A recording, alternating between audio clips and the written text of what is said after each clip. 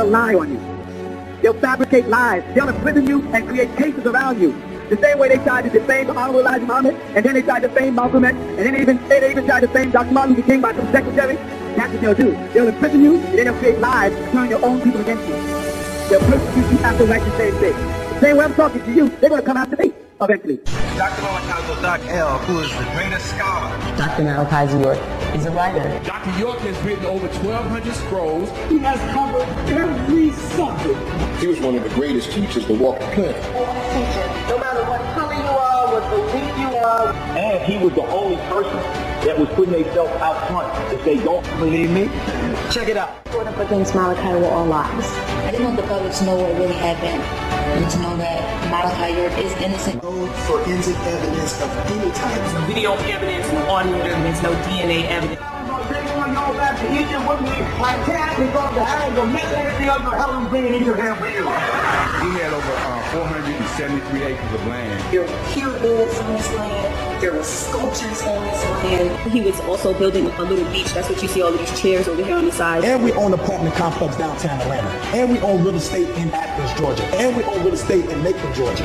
We had 3 lakes. We had livestock. So he was basically going to put all of that together, which was going to be about 1,000 acres of land. A few more acres and we would have had enough to be a county. The vision was getting bigger. They saw 30,000 people show up one year. The purpose of that land was to reunite us as a people.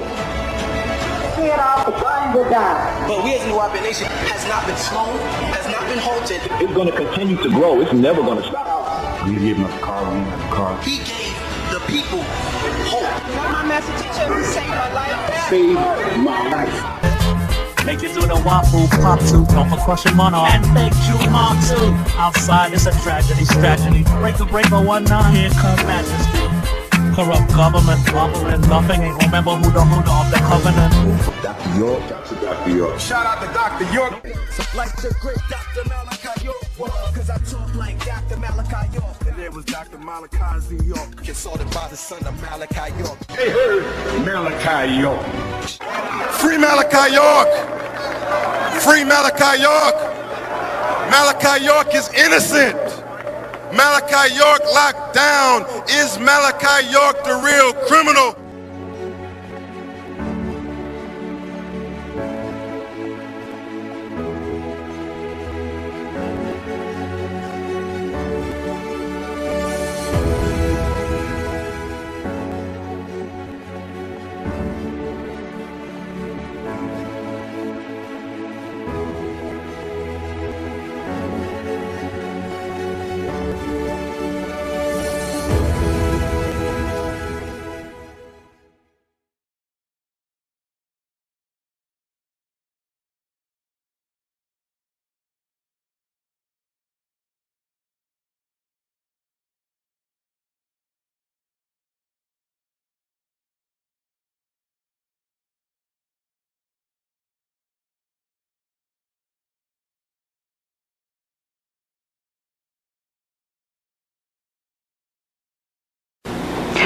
Hello, my name is Habiba Washington, and today I'm here to put on record the truth behind all of the lies brought up in the case against Malachi York.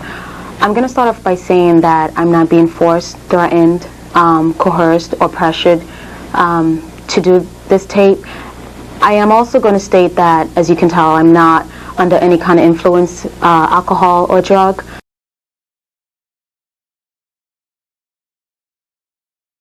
I left the community in February of 2001. I moved from Georgia and I went to New York and lived with my family. And I was contacted by Jacob. Jacob is the son of Malachi York. He's also an ex-member. Jacob contacted me and I had a conversation with Jacob outside of his house. And Jacob brought up some feelings that he had about his father. Jacob was really upset with his father. He stated that he hated his father, that he felt that his father doesn't need to be alive, that he shouldn't even be given life. He felt that his father needs to just rot in jail.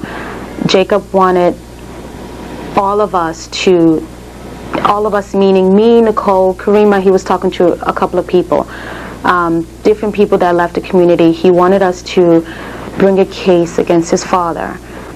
He started bringing up different things in the community, like how we grew up, how we lived. He brought up the fact that he was in love with Nicole, and he felt that because Nicole liked his father, that it was a betrayal, and that his father's the one that was responsible for it.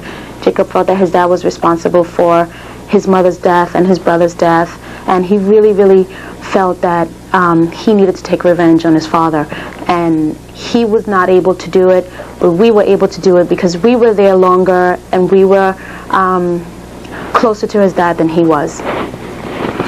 So Jacob had a conversation with me and Karima and Nicole.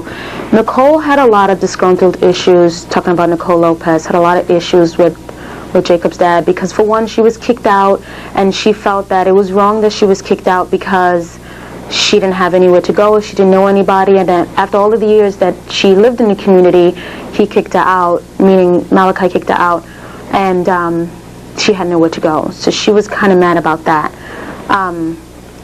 Everybody started venting in the car about different things that we didn't like. It had nothing to do with child molestation, had nothing to do with any criminal acts. It was just different things that, you know, normal things that you don't like about growing up, or you know, we might have had an argument with Malachi here and there, and we brought up the situation. Jacob kind of fed off of that anger, and he convinced all of us that we should take that anger and we should go to the government with a story about his father.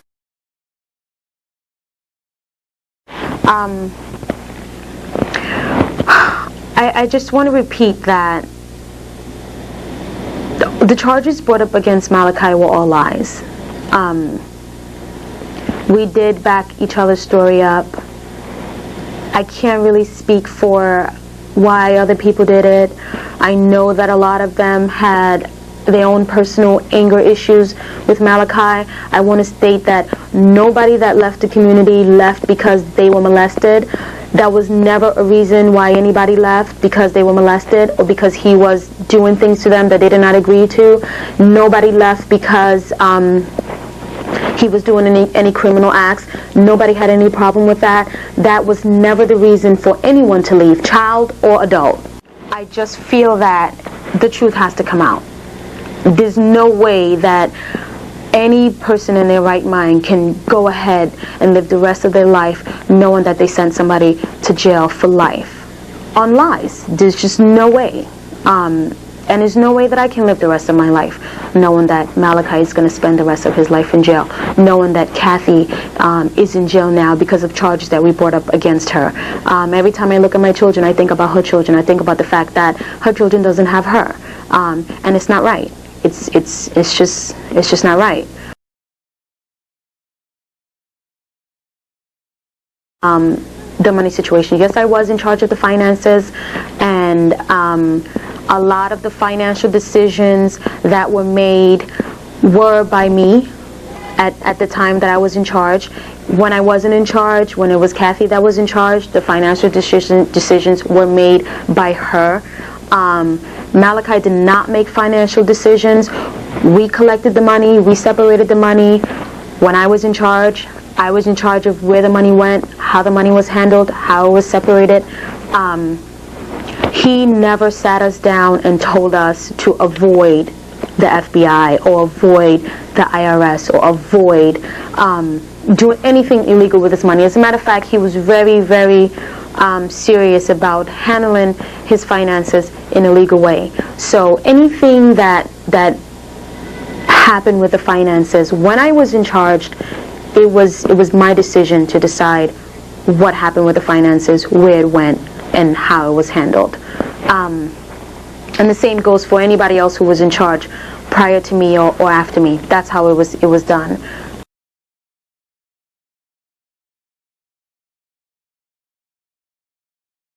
Our argument before the appellate court was, look, you have an allegation of money structuring, but there's no evidence whatsoever, was nothing that links this alleged money structuring charge with the transport. But the government in this case struggled to show the pattern of racketeering activity, so they were searching for another crime. You follow me? The two had nothing to do with each other, and we argued that. And it seems like the judges picked up on that, but I think at the appellate level, but I think at that point they were already pretty much like, we're not going to let this guy out. The government failed to prove when Richard Moultrie was asked what was the connection between the two, and he said none. And also you had testimony by Abigail, who was the chief witness against Dr. York for the prosecution, who testified that there were times that it was less or more than 10,000. Yeah, less or more than 10,000, and she was the one who was making the money. She was making the decisions. Okay, so that took the intent away from Dr. York and attached it to her, and the federal government still, pursued it as though Dr. York was the one who was running the financial picture, and it was clear based on the government's own witness testimony that he wasn't running the picture. Situation. Yes, I was in charge of the finances, and a lot of the financial decisions that were made were by me at the time that I was in charge. When I wasn't in charge, when it was Kathy that was in charge, the financial decisions were made by her. Malachi did not make financial decisions. We collected the money, we separated the money. When I was in charge of where the money went, how the money was handled, how it was separated. He never sat us down and told us to avoid the FBI or avoid the IRS or avoid doing anything illegal with his money. As a matter of fact, he was very, very serious about handling his finances in a legal way. So anything that happened with the finances, when I was in charge, it was my decision to decide what happened with the finances, where it went, and how it was handled. And the same goes for anybody else who was in charge prior to me or after me. That's how it was done. What we're saying is, if you're going to bring both charges, separate them. Charge money structure in one indictment, charge interstate commerce in another. But by joining them, you justify the RICO. And that, it's still no evidence that the two were connected. I think I was admitted by the government at the arguments. And that's why we argue that point, and I still think it's a valid point. See, what you're gonna find in that Supreme Court decision, U.S. Circuit Court of Appeal decision, is that they stayed away from any issue that would have been looked at as favorable to Dr. York. Right. They just said it was moot.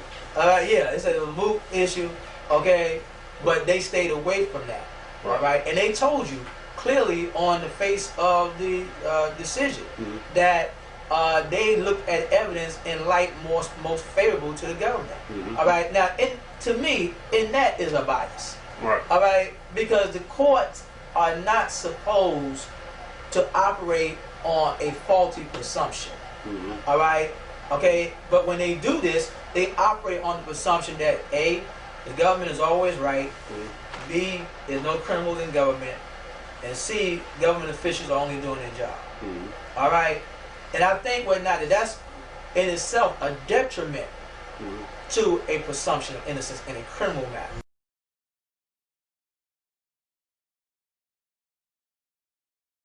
Jacob brought up the conversation again, how he wanted to go to the FBI with the story of child molestation, and that he needed the girls to say that they were molested. They saw girls and boys being molested, and especially say this to Habiba because she was in charge.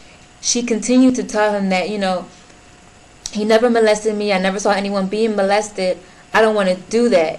But he insisted on her going along with the story. He even tried to get me to go along with the story as well, but I told him, I never lived on the land, so it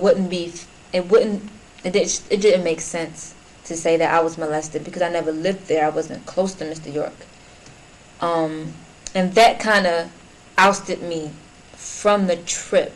Well, Jake was the one who was telling them what to say, and then they came up with, what they're going to say, what sounds right, what sounds believable.